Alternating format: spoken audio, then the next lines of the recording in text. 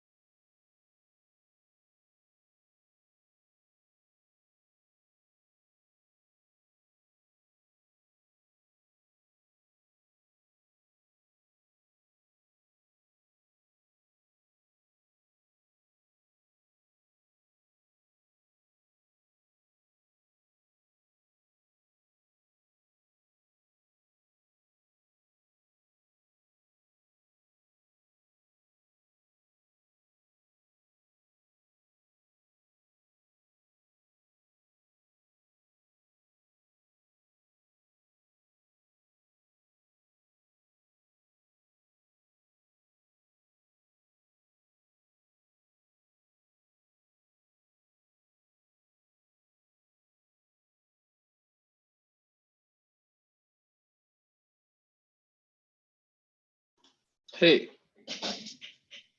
Hey, everyone. Hello. All right, I'll wait another minute to get started.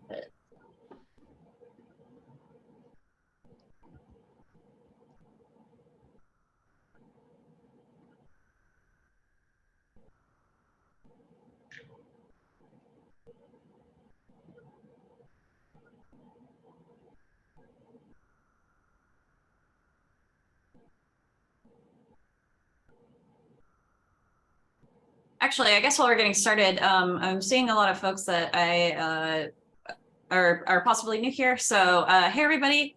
Welcome to the SIG testing meeting. If you would like to, feel free to raise hand and then unmute and introduce yourself, like name, why you came to SIG testing, what you're interested in. But yeah, no need to do this if you don't want to, but definitely feel free.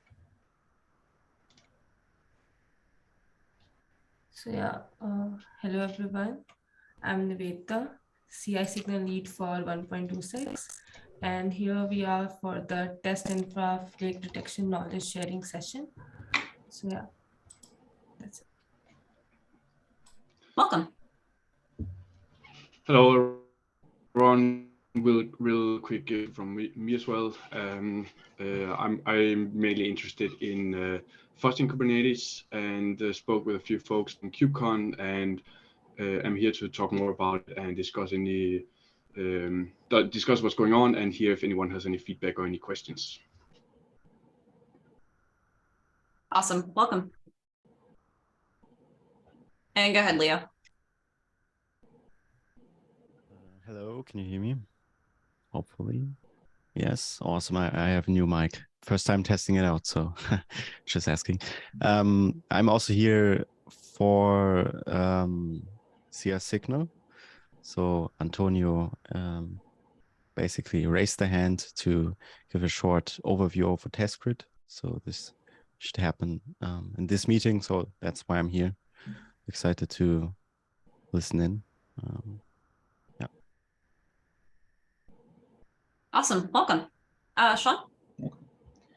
Can everyone hear me okay? Okay, excellent. Hi, my name is Sean, and I have been working with Prow and Test Grid mostly for the past couple of years or so. I don't often make these meetings, but I'm glad to be here today.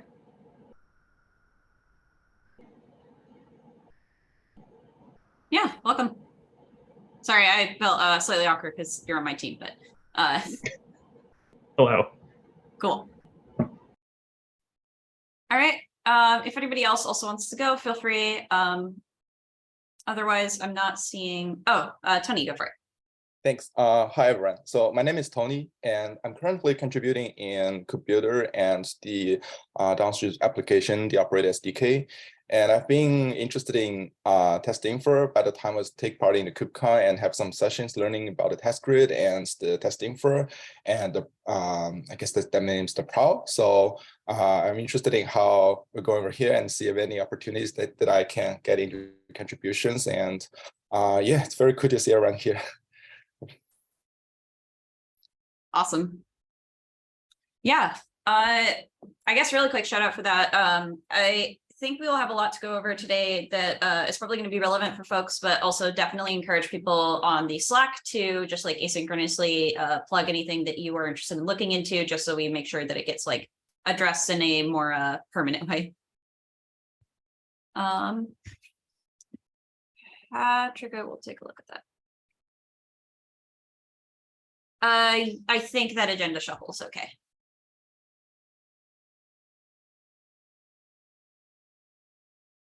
And I'll try and time box things so that we can get through as much of this as possible. All right, cool. Anybody else?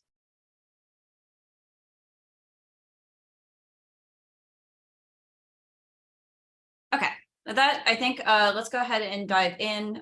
We've got 1, 2, 3, 4, 5 folks on the agenda. I know Antonio's is probably going to take it's slotted for 30 minutes. So I guess let's go ahead and get started, and I'll try and keep an eye on the time. Sean, go ahead. Sure. Hi, everyone. I was hoping to have a small demonstration, but didn't because time is tricky. But I've been working with test grids, playing around with test grids UI, or creating an open source UI. Right now, test grid exists just as a series of backend components. I heard from introductions that some people are interested in learning more about test grid. I have been looking around for kind of a general overview of what test grid is in open source and didn't find one. So for now, I will just start with, here's where the code is. I think there's a video you can get to from the README, and we have a Slack channel. Like there is a test grid Slack channel. So if you have any questions, I tend to hang out there and can answer whatever it may be. But the thing I just wanted to bring up was that I wrote a couple of very simple UIs. One in Flutter, which is a UI tool that uses Dart as its language and kind of set up its whole stack, getting Dart working, getting the protos working with that, getting a user interface that calls test grid's API component. Right now, you just push a button and it displays the dashboards. And then I wrote the same thing in lit components, which is a web component technology. It's written, all of that is written in TypeScript. And a lot of the tools to set that up, I used OpenWC. So that includes that whole stack, things like Husky and a number of things that I've only kind of researched and looked at. That also is just a web page where you push a button and it calls the API and you get a list of dashboards. I wanted to bring this up to everyone because user interface, like front end, is not my forte. So if anybody had any ideas or thoughts or wanted to kind of give feedback, that's what I'm looking for.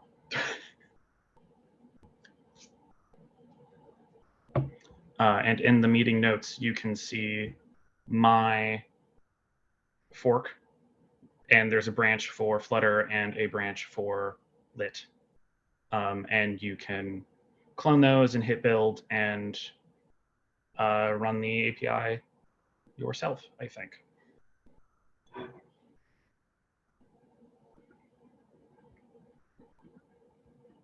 Awesome. Thanks, Sean. And yeah, I can also +1. I'm really looking forward to this, and Sean's been doing a lot of good work on getting these experiments running so far. Cool. Anybody have any comments on this real quick? I expect most of this to take place offline, but if there's anything that people want to comment on or ask questions about, now is a good time.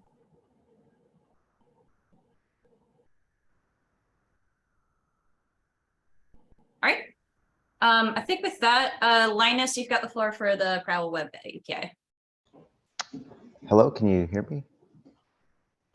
Great. Yeah, so I just wanted to give a quick link. It's in the meeting notes already in the agenda about the work that's happening currently, mostly offline, I suppose, because there have been no PRs or anything for this yet, but the design doc is linked in there.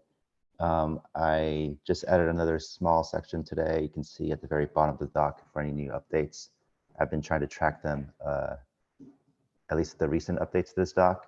But basically, yeah, we want to add a Prow Web API to enable other services to talk to Prow in a programmatic way.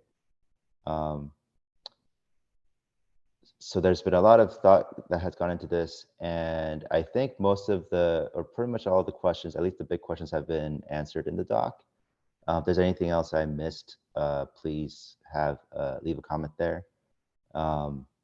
Yeah, I don't want to spend the next 10 minutes talking about all the different designs and things that are in there with all the different diagrams and whatnot. So I'll try to keep this short. And yeah, as far as new updates, I guess in the doc, there is a link to the upstream issue at the very top. So look in that issue for any new updates. Any new PRs that I create for this effort should be visible from that issue. So yeah, I think that's it. Yeah, it should be open and accessible to everyone. So I saw Peter left some comments there already. I'm trying to adjust them. Yeah, but if you have any issues like not being able to see the doc or something, then please let me know. Great. Awesome. Yeah, same thing. Anybody have any questions or comments they want to give here?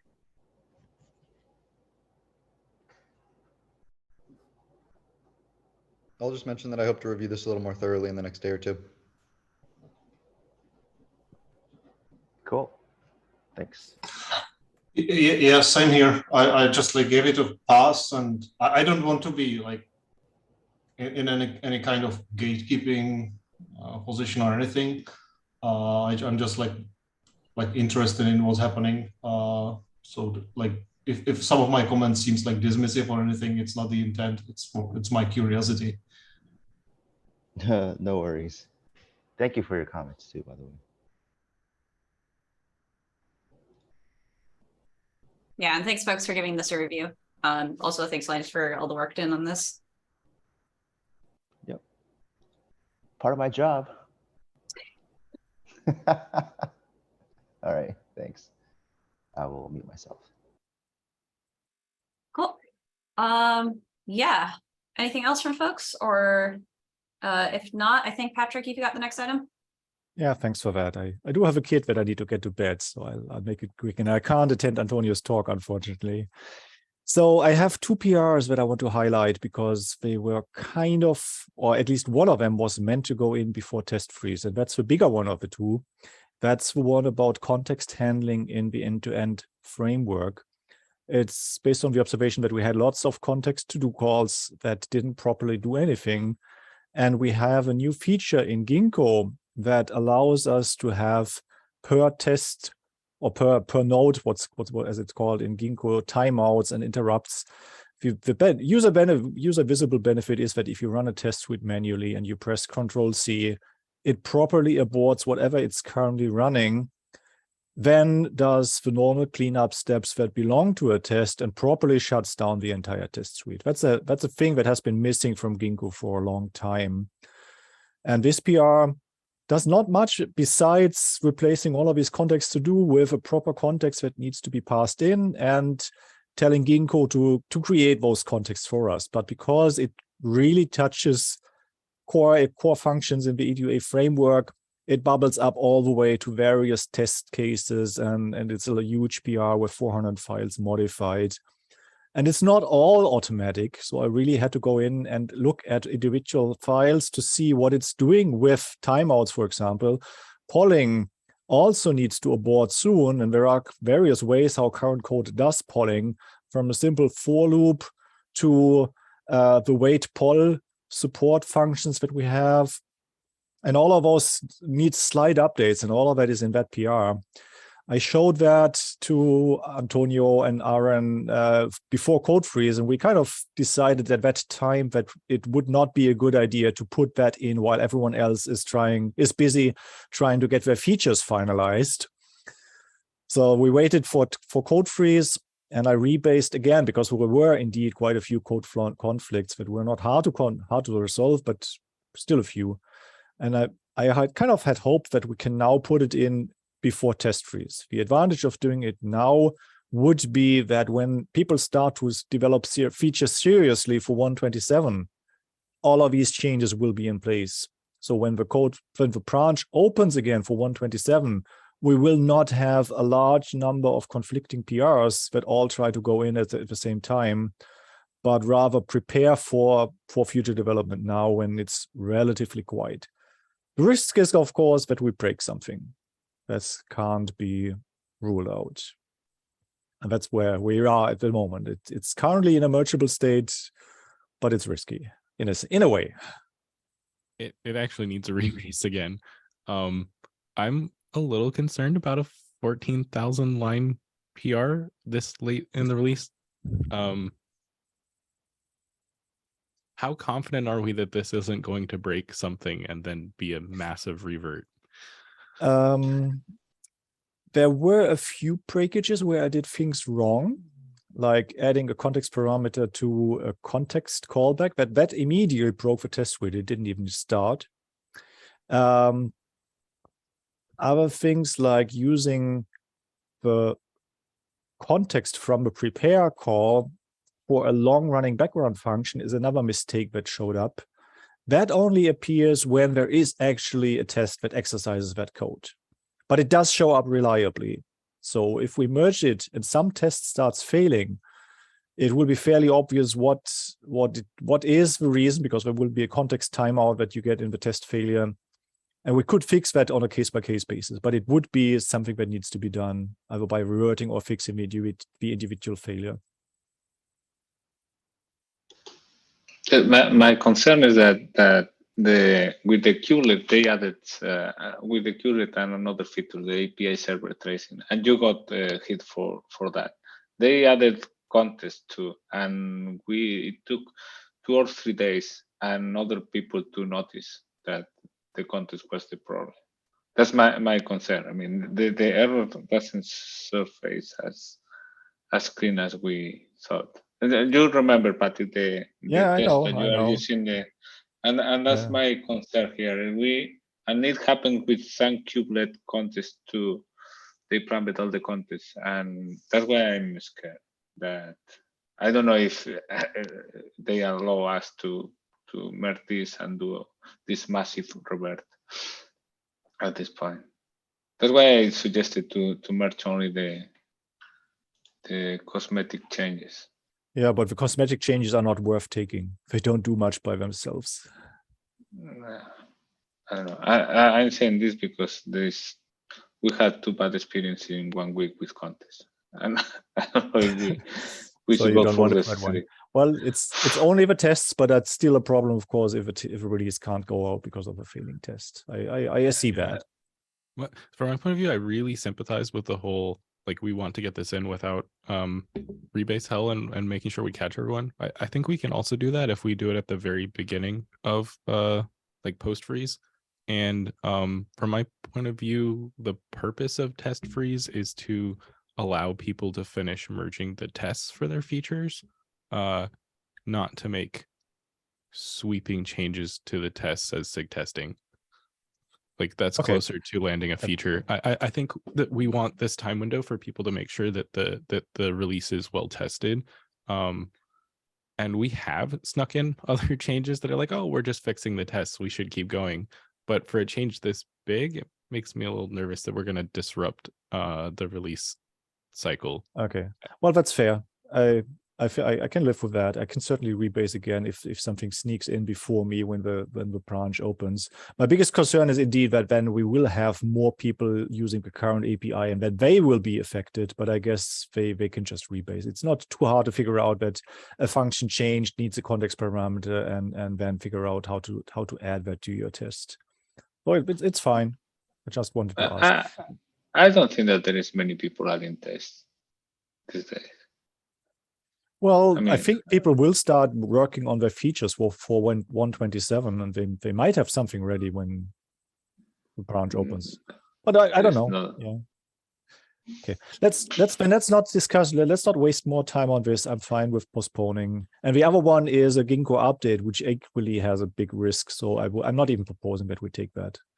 So let's take both and merge them when branch opens. Can you like drop a ping to all of us in Slack like once the branch opens so we don't forget? Well, I'm happy to prioritize. Yeah. Well, someone can approve it now, and then I just need an LGTM if it needs a rebase. We can do the review now or well, you would have to trust me to do the rebase properly, but I think that's a minor thing. Oh, I see. We'll need someone else because this touch is staging, technically. That's the Ginkgo update. I think the context one is entirely inside test E2E. If it's entirely inside test, I actually think you should have approve, and that should probably be our follow-up there. Yeah, I think my approval rights are limited to test E2E framework, and it touches things in other 6 tests, so it's not approved by myself yet. I would need more privileges for that. Yeah, but anyway, I would be happy to. Let's follow up with that, I think, okay. As well. That seems like an oversight at this point. Good. Well, thanks. We'll get it in. There is conformance on hack. There are permissions that you need conformance people to set. I can cover hack, but yeah, we'll have to touch the conformance folks. Yeah.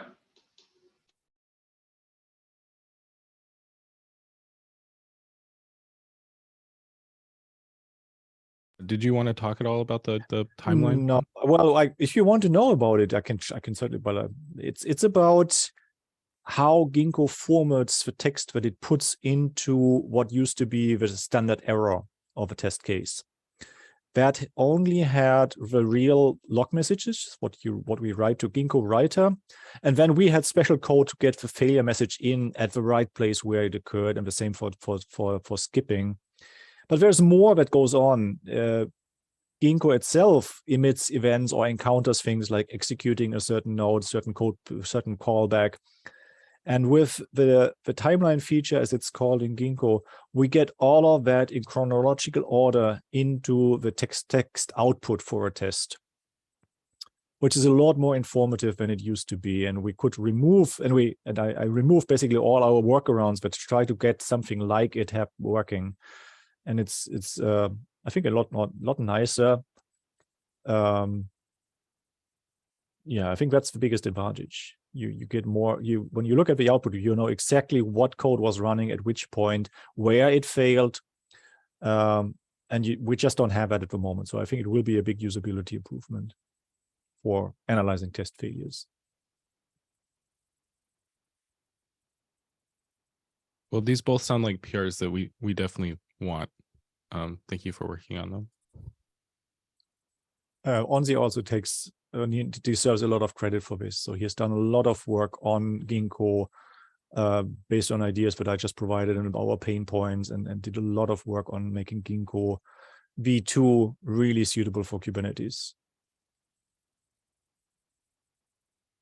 Okay, and that's it all from my side for today. Thanks.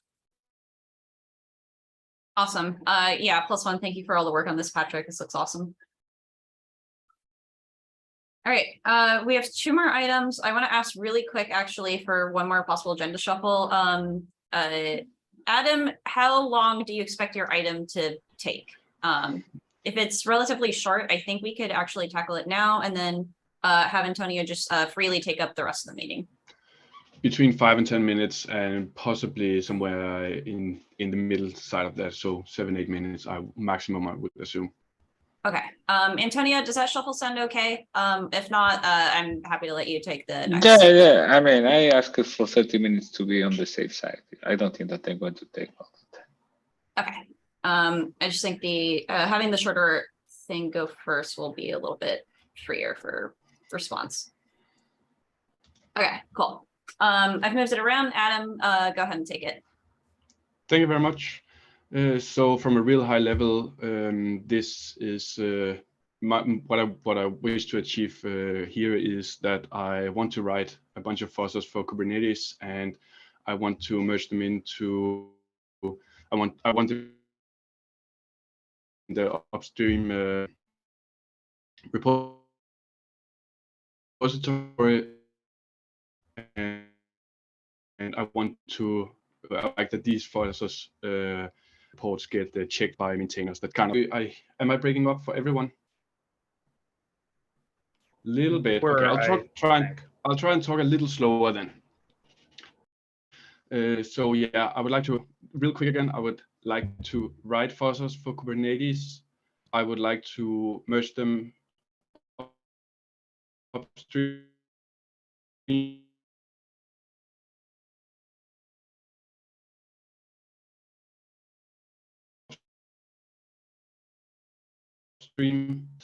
that possible bug reports kind of my goal. Okay, if I break up too much, okay.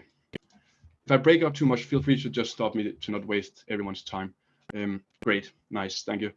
So the long story is that I have been working with the CNCF on writing a bunch of fuzzers for Kubernetes, and they are currently in the CNCF repository and are running on OSS fuzz. It would be nice to get those fuzzers merged into the Kubernetes repository so that other developers can get use of them or make modifications when the code changes. And I spoke with some people at KubeCon about how to approach this, and we kind of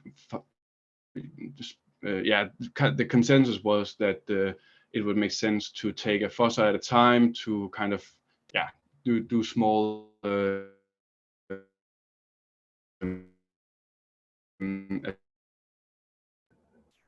I think you're breaking up again. The last thing we caught was just the best way to do it is to do small, and that was it.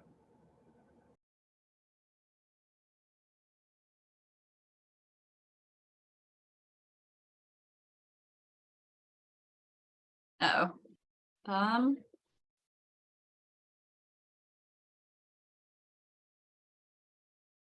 Maybe we should follow up in Slack. Yeah, I think following up in Slack sounds like a good idea. Especially because I don't think that this amount of time is probably going to be enough to go into significant discussion. I did see a couple hands from folks. If you want to give some quick comments, feel free.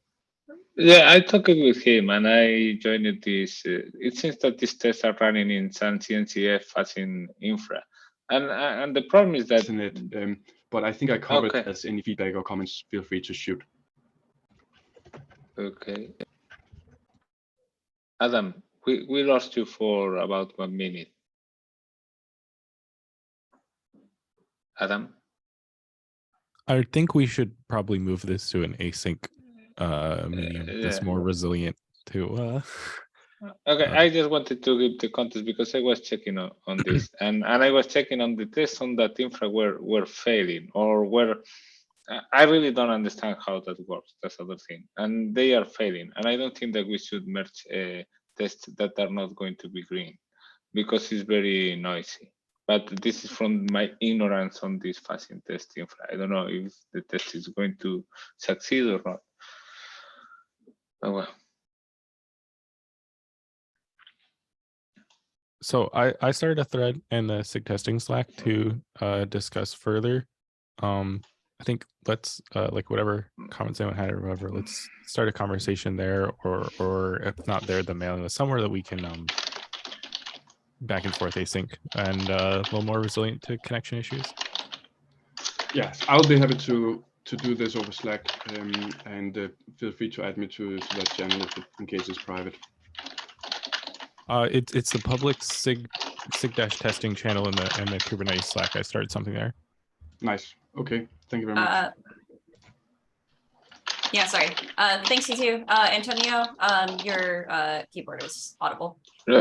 Okay, that's this is the other day we were I found an issue in the CI signal channel. They reported an issue, and we were discussing. And during this discussion, we said, well, it would be good if we can have some hints and tips on how to detect these problems, how to report to make the round trip easier for the fix, so it got assigned quickly, and that's triggered this initiative to present. I have some slides. If can you give me presenter powers? How can I present here? Let me see if I've got the ability to grant that. Host disable. Yeah. All right. You should be able to now, Antonio. Okay. So let me check.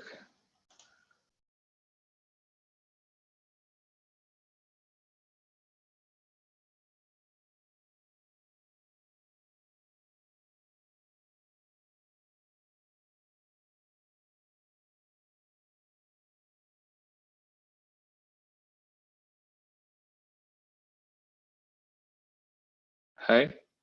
Okay, this is weird. When I present it, I cannot share.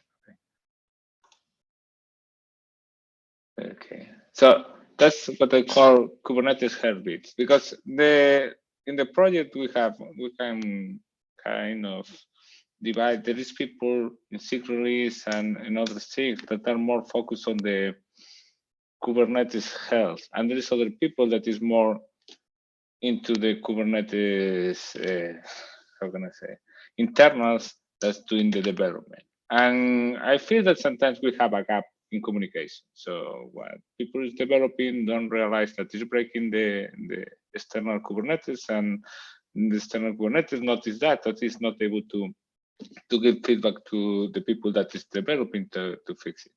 So I'm reusing this slide a lot. This is more or less how Kubernetes testing works. Okay, so you can identify these steps in the pull request or in the jobs. There are verify jobs, unit test jobs, integration test jobs, E2E jobs, and scale testing jobs. Usually, the people in release have dashboard with all these things. But they need to understand in which layer is happening. When they see a verify failure, is because something in the code is not right. There are linters checking that. I don't know, you don't have typos, these kind of things. When they have an unit test failure, they need to know that this is very focused on a special component. So usually if they reach out directly to the SIG or to the owner people in that file, they are going to have a quicker feedback. Integration is more wide scope, but it's still very focused on some SIG or component. E2E is about everything. So this is the more harder to understand to whom to reach out, because the job may be SIG network, but the failure is in scheduling, and these are more complicated. For scale testing, you just go to SIG release, to SIG scalability, because I think that they are the only ones handling those jobs. You have here some links if you want to understand better what is going on in each part and how they run. Okay, this is more for supporting and documentation. And this is how it works. Okay, we have a Kubernetes when this Kubernetes has all these tests, right? And now we need to run this test.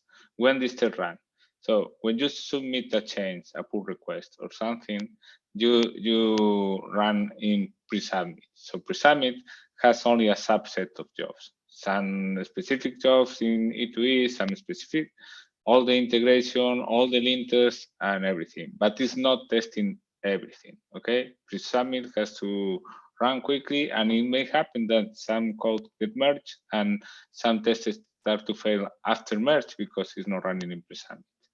For summit jobs, I don't think that are relevant, but just know that once the code merge, it can trigger something to build an image or something like that. Typically, it's used for promoting the E2E test images or the conformance images. And then periodic. Periodic is the jobs that the people in Signal and Release are more familiar with, because these are triggered every periodically, okay? And they are a lot of different jobs that test different things in different environment. So right now, this is how the test is executed in Kubernetes, okay? And to analyze everything, we have different reporting tools. So these are the most important. TestGrid. I think that everybody is used to TestGrid, but what I found out is that TestGrid has a lot of features that nobody knows, and we should be able to promote them, because TestGrid allows you to filter. TestGrid allows you to sort by flakiness. TestGrid allows to do a lot of things to understand since which commit it started to fail. We are going to see an example later about that. Then we have the other hidden gem, that is this storage Google Apples KH triage. That's a dashboard. It's the one in the, oh, sorry, how can I go back? The one in the bottom right corner. So that opens a form where you can look for job failures. It's like a kind of a Google search for test failures, and that's very useful for investigating and start to see trends and analyze. And the third one that's important is the Pro. The Pro, when you send a pull request, or in the Pro, what's the name? Util allows you to go to a dashboard that gives you the history of the pull request. Okay, so you can understand if you kind of identify the pull request that created a problem. You can go there and you can see the history of the pull request. And maybe you see that it failed 6 times out of 7 in the same job. Okay, that's something that is important when you try to analyze fakes. The last tool is the perf dashboard. That's used for scalability. That's much more advanced. We don't usually need to do that, and scalability team is usually pricing the problems when we have bugs on a scale. Okay, and these are some tips that I collected for finding the root cause. Imagine you identify something in TestGrid, something started to fail, and you need to do some little investigation to find the root cause. And what's important is correlation does not imply causality, okay? But it's the way that we have to start. We know that something started to fail on Monday morning, okay? So we start to correlate what happens on Monday morning. But what I want to say is we need to find the root cause. I mean, we cannot, because it started to happen on Monday, it doesn't mean that it merged on Saturday, the problem. That kind of things happen. So don't trust anything or anybody. Always verify everything. I mean, you have a hypothesis, you think that this started on Monday, that this commit may be the culprit, just check what this commit is doing, verify, try to reproduce, and use the tools. We went through the tools before. We have GitHub issues, we have TestGrid, we have the tools that I showed before. You need to use these tools because they are going to give you the sources for your hypothesis, so you can correlate, formulate your hypothesis, demonstrate it, and find the root cause. And always don't hesitate to ask. But when you are asking, think that the other person is going to be busy. So they are not going to have time to go with you through all the scenario. Just go to ask concise question. Is this happened on Monday? This merged before this other thing. I checked these logs. So the other person has the whole context, and then he can tell you, well, I don't know, but I know who could be.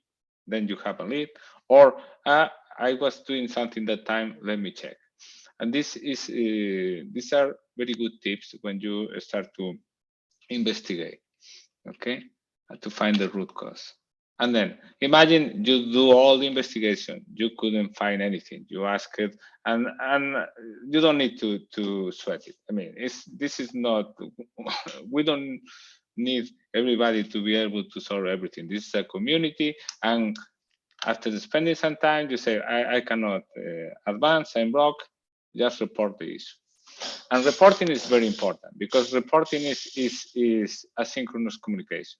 In asynchronous communication, I don't know right now how many issues do we have open, but there are a lot of issues in Kubernetes, and it's crazy. So it's important that your issue is clear, because when the person that is going to triage it or is going to check at it, for sure is going to have more issues to look at. And if it's not clear and it has some impedance to read it, it's most probably he's going to omit some details, and it's going to go unnoticed. Other thing important is we don't need a very good narrative or grammar. Right? This is a worldwide community. Language is a huge part. I mean, we are from different countries with different ways of speaking. So don't try to add a lot of literature. Just be clear and concise. It's what is the problem? Follow a structure. Okay, you describe the situation, but describe the situation with facts. You can use images. You can use code snippets, and that is a good starting point. Then describe what you have done, because that can help the other person to not redo the same work that you done and save time.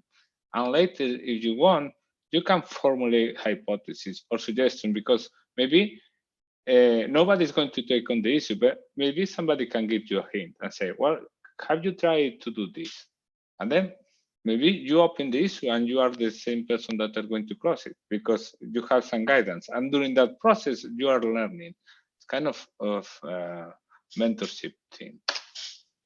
So I want to use two examples. So the first example was the one that started this initiative to present this. Okay, I cannot pronounce, so forgive me. So you have this nice channel that I always follow, and you report the issues, and you are very good at this, because you are faster than my notification on email. So I really like and appreciate your work. You reported one issue, okay, and you detected the problem. So what I did is, once you detected, you showed the link, and these are the easiest quoted easiest things to solve, because this has a clear trigger. Okay, you see that since one point some specific tests started to fail. Okay, then what I did, let me screen share. Let's do this live. Okay, let me share this tab. Okay, so now you see my tab. So this is the action that triggered everything. What I did is I click in the tab, okay? And now I'm going to test grid. And you see, well, you see that there is always the same pattern of tests that are failing. And then I can scroll start to scroll back, and I can see, well, there is a point that everything is green, a point that everything is red. And two important things here. I have this commit and I have this other commit, okay? This is very important. So GitHub has a really nice, if you know Git, you can play with Git, but usually you don't need to go to the command line or everything. GitHub has a tool that allows you to compare between these two commits, okay? I have this here for simplification. You see, the URL is compare slash, well, you can Google it and it gives you how to compare between two commits. And then you have here all the changes, all the files that has changed during this time. Then I go to my Control F and I search for CSI. And I can see that there are several package volumes CSI things that if I go back, there are several CSI pass things and volumes that I don't know what they are doing, but I don't know that they change it here, okay?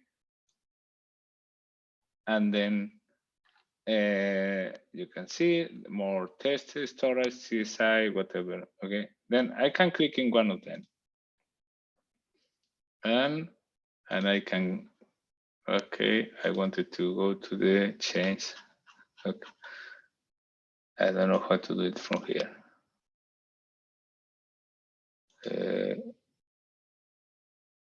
Okay, this is what I want. And now here, those are the files, and here is the history, okay? I go there, and I can see CSI. I just look for CSI. You just think like you are Googling something and trying to find a travel to some place or whatever. This is the same. Just apply the same logic. Look for keywords and search. And I can see add mock CSI driver. Okay, these are changing tests. They may be related to the other one. And I go to the pull request from here. So the good thing is that you can do everything with your browser. And I can see, well, this changing 27 files. This is a new feature. This looks suspicious, okay? So when I reported this, when we went to the, when you open an issue, you open the issue here and try to find the issue, okay. The issue is very well commented, okay, you see. So the person that comes here, oh, sorry, I'm not sharing what I want. This is already well commented, so it's clear, it's explaining this job is failing. Some more testing SIG storage are failing. I can see without doing anything that there is this problem here since this day, and I have a link to go there and do the same thing that I did before, and you have the reason for failure that's about some tests. I did that investigation and pasted here, and I tagged the two persons that were reviewing and everything on that PR. And it took, here you cannot see it took 25 minutes to the person to acknowledge that. And he submitted a PR the same day. Okay, it took some more time in get merged, but you see that in 1-2 hours we were able to fix an important failure that was affecting all the release. Okay, these are the, I say, quoted one, the easiest one. So let's go for the hardest one, and this are more complicated. Why? Because you see things start failing, but start failing randomly. Okay, and you can see the trend. There are some jobs that are flaky. And okay, let me, I want to show this feature of this grid because I really love it. Let me go there.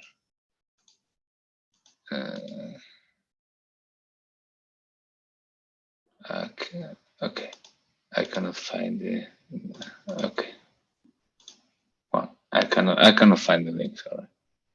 I cannot find the link. I wanted to go to this. Ah, it's there, okay.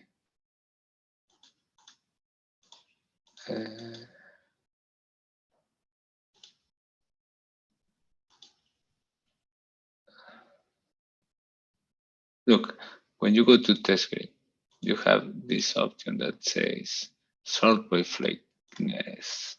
Okay. And if you go back, this runs many times, so we don't have the whole history here. Well, we don't have the whole history, but the point is,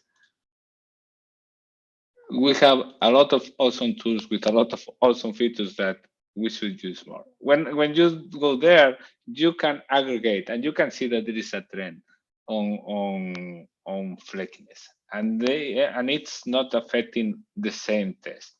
Okay, when there is this trend, usually it's because some core component is failing somehow. And here, the problem to troubleshoot this is much more difficult. I'm going to tell you how I discovered that problem, but I need to find so many tabs and okay. It has so many tabs. Okay, 1 second. Okay, how did I solve this problem? Okay, the thing is, I'm reviewing, I have a lot of reviews, and mentally you start to create some kind of training that notice, well, this last 5-6 PR started to failing on this job that don't used to fail. Okay, and that's why I ended going to this test grid. I went to the test grid, I sorted it by flakiness, as I said, and as you see in the screenshot, you can see that actually it started to fail more during the last day. Okay, so what you need to do, you can start looking for this, and you can see trends. Okay, you see this? You can add the job here and start filtering and network. Let's see if it's the network only. Let's see, I don't know, whatever. Okay, so and I start to correlate based on these trends. Once I have some intuition of what can be failing, I click on one of the failures. Okay. Let me go to one failure here. So I'm clicking one of the failures. When you go to the failure, you can go here, and it doesn't say did not find endpoints. What does it mean? If the test is looking for some endpoint, it times out. Why it's timing out? Because I know this test, it shouldn't be timing out. Okay, so you open artifacts, and something has to be failing. And here, I mean, here I'm going to the solution quickly, but it can be failing with everything. And I know that the endpoints are generated by the endpoint controller. I go to the endpoint controller logs, and first thing that I always do, I look for panics. In this case, I don't see a panic. I don't see, okay, this is the problem is that not loading. One of these has, okay, I see that the controller restarted, okay, because this is starting at 4:13, and this is starting at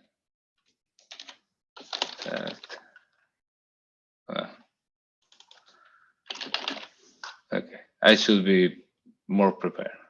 There is some panic somewhere, and I cannot find it. I don't know if I'm finding the right file or not. Well, sorry for this. Okay. So the point is, the next level is the flaking test. For the flaking test, you need to follow. Jordan Legit made a great presentation here in the SIG testing 2 years ago or something like that. He delivered this. He recorded it, and he has this list with all the tricky things that you have to do to the flake test. And what the point is, for the flaking a test like that, you need to understand how the whole system works. And it's something that takes a lot of time. You need to know all the components, you need to know how they are related, and you need to be lucky, because there are a lot of things that are lucky, and it takes a lot of time. So don't go to, I'm going to the flake test and spend 2 hours thinking that you are going to solve it in 2 hours. Maybe you can, but it usually takes a lot of time, and sometimes you are not able to solve it. So don't hesitate to ask for questions, for help, and good luck. I mean, the more people the faking test, the better. Let's see. Can you How post can I? that link from the Liggett gist? Yeah. Look, I'm going to share the link with the presentation, and there are some other useful links to the tools.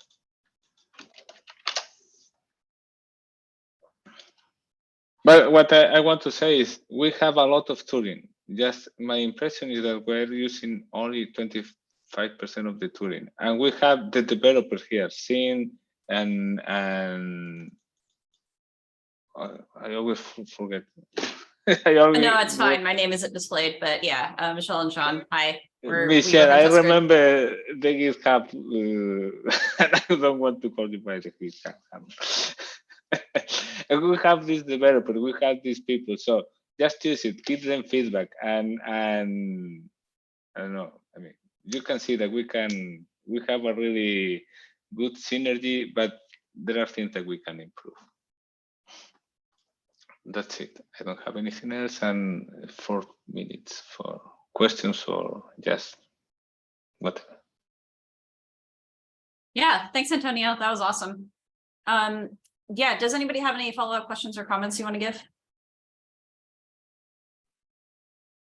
Thank you. That was really great. If folks on the release are interested in coming another time, a little more time to prep, I'd like to also add somewhere a dive into sort of just breaking down a specific test result and talking about some of the specific entries in like test grid as well. There's a lot on this subject, and as Tony mentioned, we have a lot of tooling. Some of that needs more docs, but some of it just requires knowing the specifics of like Kubernetes. And I think Antonio covered almost all of it here. I think that was the only thing that I wanted to dive into more that we didn't get to with y'all. I'm seeing hands up now. Yeah, I didn't see what order, so I'm going to go in the order on my screen. Juana? Hi, I'm just conscious of time, but one thing I would like to understand is what's the criteria based on which the tests show as flaky? Like sometimes I see 20 runs and like only one run, there are failures in only one run, and it's still showing as like flaky. That to me is more noise. Like I would expect the system to be a bit more intelligent, where it says, okay, it failed on some day. After that, I've had like 4 or 5 successful runs, and it should show me as a pass rather than flaky. So I just wanted to understand what's the criteria based on which the tests start reporting as flaky, and can that be configured to be a bit more intelligent? Hey, I think I can field that in general. A lot of it has to do with a test grid setting called num columns recent. In order to determine flakiness, it looks over the number of tests equal to num columns recent. I think the default is 5, and determines from those flakiness. So if within those 5 there is a test that is passing and a test that is failing, then the whole thing is summarized as flaky. That math gets a little strange when you are talking about rows that have a lot of blanks in them or don't have tests in them, because then the 5 most recent columns may be tests from a long time ago.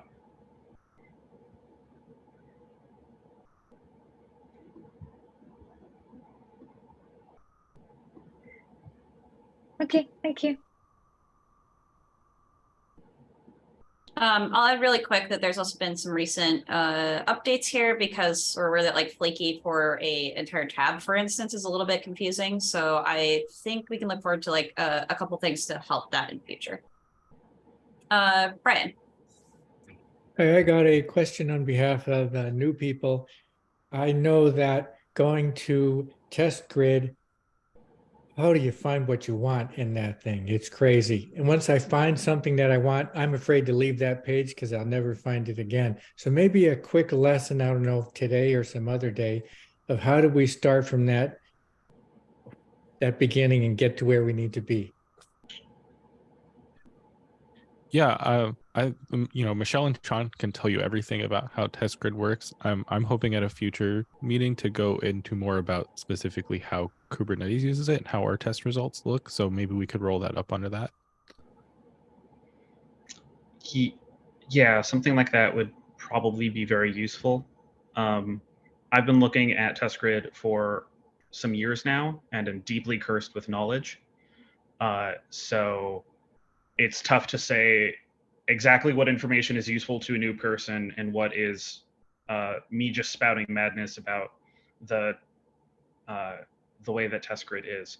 My top tip for new people, though, is that if you are looking in Spyglass and like because your Prow test failed, there is usually, if there is a corresponding test grid, there should be a link in the top right that says test grid. So if you are looking at like a particular test on Spyglass and it's failing, you can just click that link and it will take you directly to that Prow job's test grid. So you can look at its history. If you are new, you don't know what Spyglass is. That's fair. I think Ben just posted a link because, come on, let me look at the link. Yeah, Ben posted a link because it's easier to show people. Something else we forget is that we know what all the Prow components are and they're not necessarily labeled in the UI. That's fair. Spyglass is the UI for results. I named it that Pro directly. I didn't know that. I didn't remember the Spyglass. So that's other thing. This is very community. The knowledge is spread. So this is, or you ask, or you are never going to know.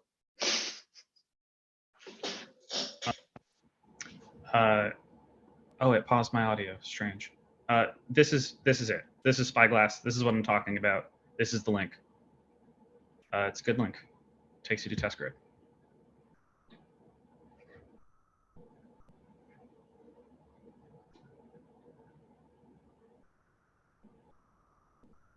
That's my tip. Thank you. I'll also add super briefly, there is a search bar at the top, which is somewhat helpful, but because the test grid dashboards sometimes have more descriptive names than Prow permits, they're not necessarily one-to-one. So the tip that Sean just gave is super useful for going from I know which job I want to I want to see it in test grid. Once you know that, you can find other dashboards. The other thing is there's supposed to be a top level hierarchy. It's gotten a little bit harder to navigate because it wasn't only used for Kubernetes. But you should be able to like look for a SIG and find things. And in most cases, if you're not looking for specific SIG's results, you're looking for like under SIG release, the release team has the release blocking, release informing dashboards and so on. And we have some documentation about what the expectations are to get into those. But because it's part of the release process, that's actually over in SIG releases docs, and like some SIG testing folks wrote it, but it's owned by SIG release because it's part of the release process.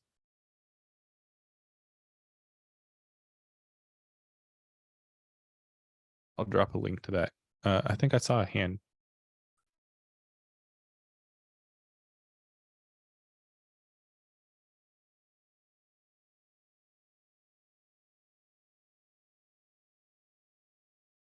Yeah, just to be clear, I totally understand if people have to go.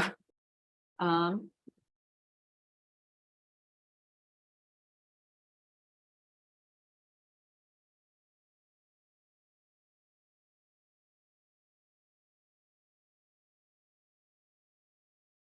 right. Yeah, any other comments or questions from folks?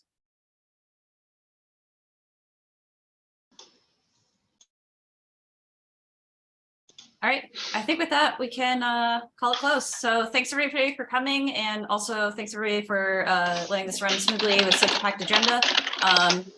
Looking forward to this in future. Yeah, take care.